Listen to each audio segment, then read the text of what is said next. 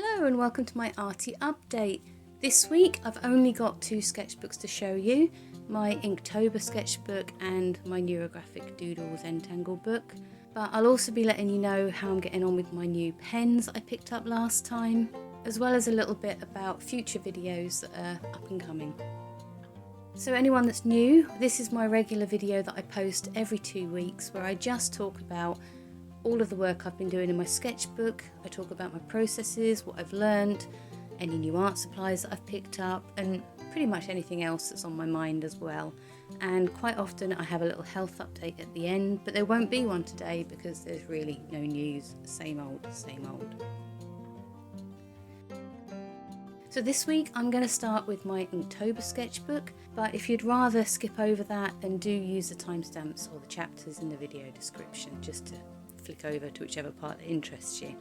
So Inktober, well, it's almost over. In fact, by the time you see this video, it will be over. It's Wednesday today and I've got 2 more drawings to do and then we're done. Yay! Oh my goodness me. So Inktober has pretty much been a journey of love and hate for me. I don't know if anyone else feels the same. I've not enjoyed these art prompts as much as I hoped I would. And a year ago when I first started drawing in my sketchbooks, I used art prompts and I hated them. But with Inktober, it's been slightly different because I've kind of felt that I wanted to use it to improve my dip pen and ink drawing. Now, I've only been using dip pen and ink since about May, I think. I have learnt some stuff from doing this, but well, on a usual week, if I'm feeling too tired to draw anything, I don't feel guilty if I've skipped a day. But with the Inktober challenge, I feel quite a lot of pressure, or I've felt quite a lot of pressure every single day to do this. That's why it's a challenge, I suppose.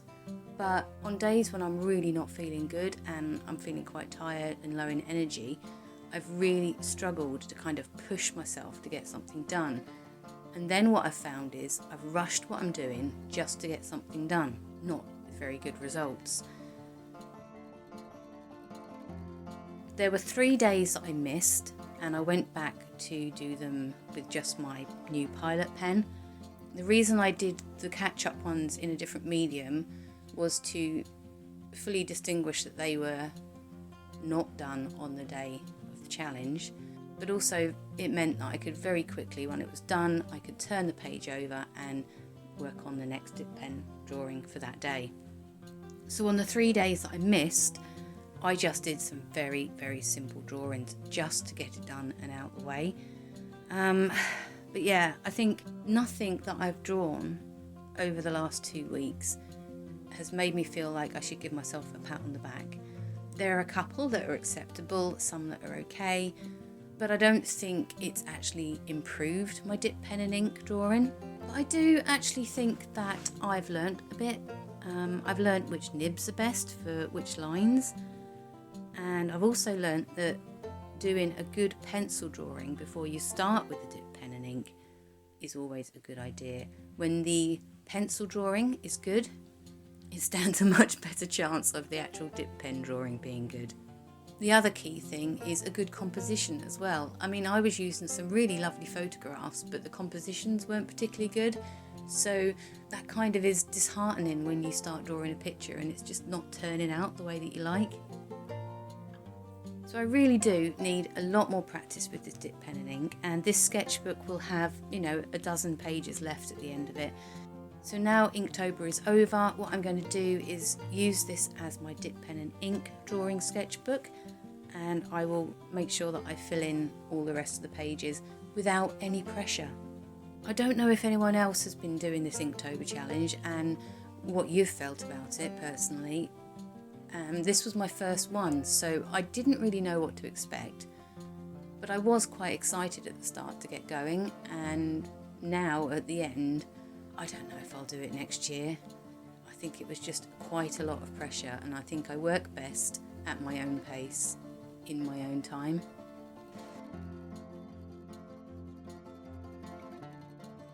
So yeah, I've already mentioned that I used this new Pilot pen.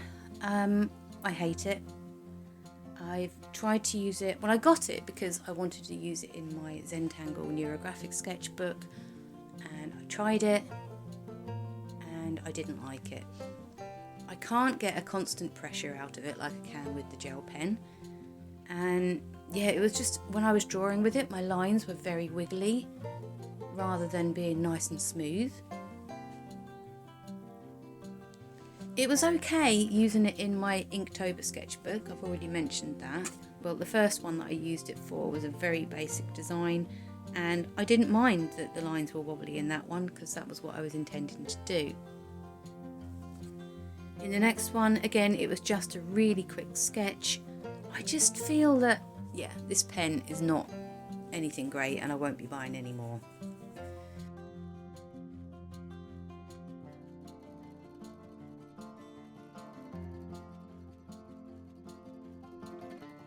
The other pen that I got was the Uniball Signo in white. It was a white gel pen, and when I tried to use this on my neurographic work, it just didn't work very well. It kind of soaked right into the gel pen underneath, like it just soaked into the page. I don't know, it's just a bit disappointing when you get new art supplies and they're just a bit rubbish. So on to my Neurographic Doodle Zentangle sketchbook. I still haven't figured out a good name for this yet, but we'll just carry on calling it that for now. Where was I? Yeah, here. Okay, so this one was a variation of a design I did several weeks ago. I just added the extra loop in, and for this one I used felt tip pen and coloured pencil. Now the felt tip pens are fine for small areas. They're no good for big areas because you get all the scratchy overlap kind of thing. And the coloured pencils, well, I tried to do a couple more drawings using them. They're awful. It's like I just picked up really awful art supplies this month, but I can see the potential of them. And these coloured pencils, what I've found is on some of them the pigment is really hard, and on a couple of the colours the pigment is really soft, and what I would like all of the coloured pencils to be like. I'm definitely going to ask Santa for some coloured pencils for Christmas, and yeah, let's see how work progresses with that in the future. The drawings themselves weren't particularly great, but it was all mostly about playing around with the pencils rather than coming up with a nice design.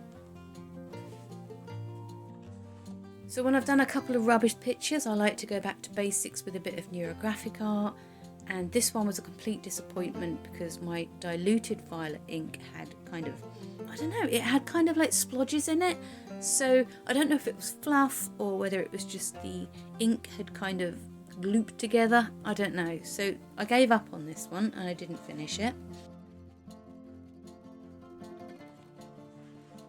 And I went back to my cell patterns, and this one is the one that I tried out the white gel pen on, and you can barely see it, but yeah, the colours just don't show up very well at all, even when I go over them twice.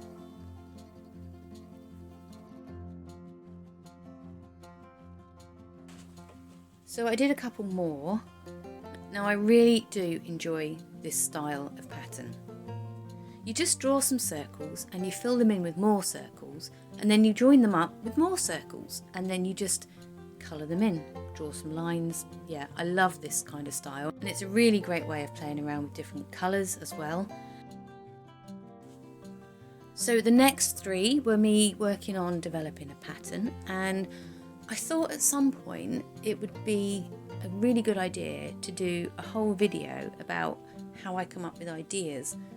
I get quite a lot of comments and messages about how do I come up with ideas, how do I find the time, where do I get my inspiration, and so I thought actually that might be a good idea for a video by itself, because I know quite a lot of you would like to be drawing more but just can't find the time, and doodling is a really great way of getting back into art even if you don't have much time. So if you are thinking of starting doodling, or you want some extra tips and tricks, then do keep your eyes out over the next few weeks, because I'm starting to work on compiling a video for that because I just thought it would be a really good idea. So grab yourself a sketchbook and some gel pens in preparation, and yeah, we'll get to that in a couple of weeks' time. So for these next three, I think you'll see the progression. I loved the bright bold colours in this. I used a coloured pencil and felt tip pen again. And then I just took the elements that I liked and tried again. And in the spaces where I didn't like what was happening, I tried something different. So I did record another one of these as a full process video, which I've already posted. So if you've missed that, do go back and have a look. If you're interested, of course, I'm not telling you what to do with your time. Hopefully it will give you a little bit of inspiration to just try it yourself. So the next few drawings, yeah, I'm just playing around with different elements. And I went back to the cells and I wanted to try and make the same pattern in each of the cells for this one. And I quite liked it, but not the colours. So I'll probably do that one again as well.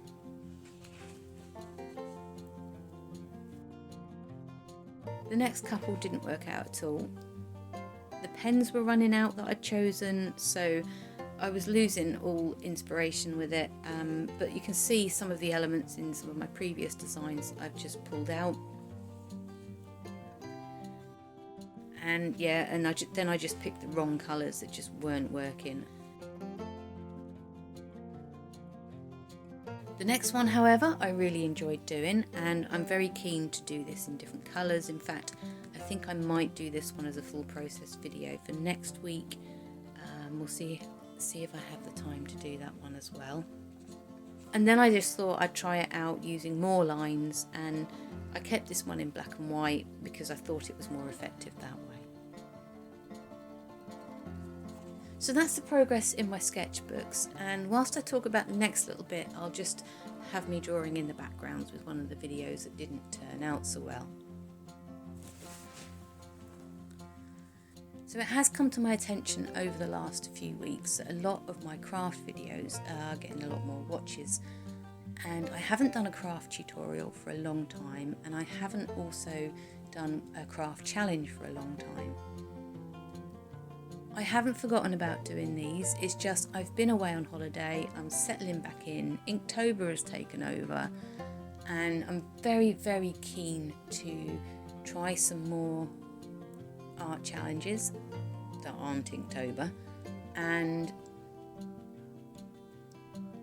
but I am very, very keen to work on some more art and craft videos, and also to publish a few more tutorials as well, because I haven't posted up tutorials for all of my flower arrangements.